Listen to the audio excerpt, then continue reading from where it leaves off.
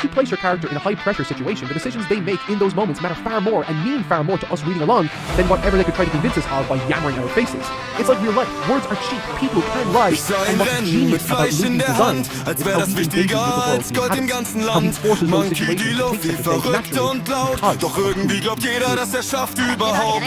Er lacht im Sturm, als wenn nichts passiert, selbst wenn die halbe Welt ihn attackiert. Kein Plan, kein Taktik, kein Verstand, doch am Ende gewinnt er irgendwie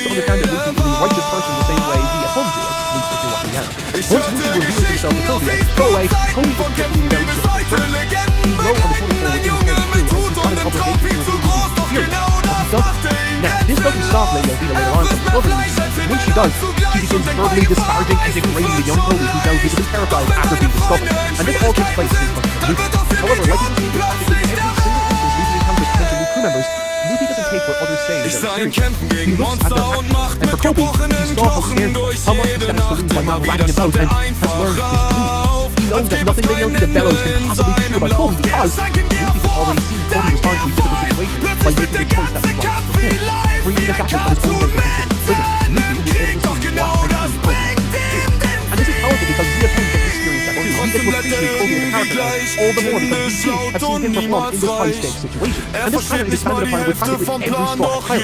For instance, when Kobe, someone who Luffy now trusts, warns him about how dangerous Zoro is, Luffy remains consistent. Words are cheap. He knows Kobe will have first-hand experience, and he knows what others have said about himself and Kobe.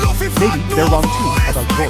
And through his approach, Luffy waits for a moment of confidence. He waits for Oda to write a scene that demonstrates Zoro's true.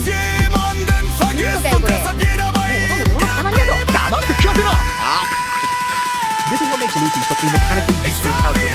Like the rule of thumb, he demands to be shown who people are instead of being told.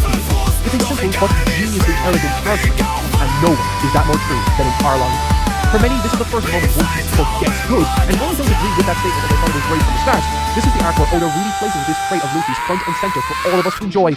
As a result, facilitates one of the most timeless story experiences I've ever had while reading manga. A series of deceptions are made by Nami, who spoons her whole town into hating him, but not Luffy, who bears witness to another emphatic action from Nami, stabbing her own shoulder where the symbol of her enslavement resides. A surface-level observation of Nami would suggest she's part of Arlong's crew, but the actions taken here shows that there's far more to this character, both literally and metaphorically. Reinforcing this principle that action speaks more than words do, no matter what anyone on the island says about Nami, no matter what she says to Luffy's face, her actions tell a very different story. A story of a young girl with the weight of the world on her shoulders, more important. Moving mountains to push away those she loves in order to protect them, and in that moment, and in that emotional crescendo between Luffy and Nami, she cycles through all of her defense mechanisms.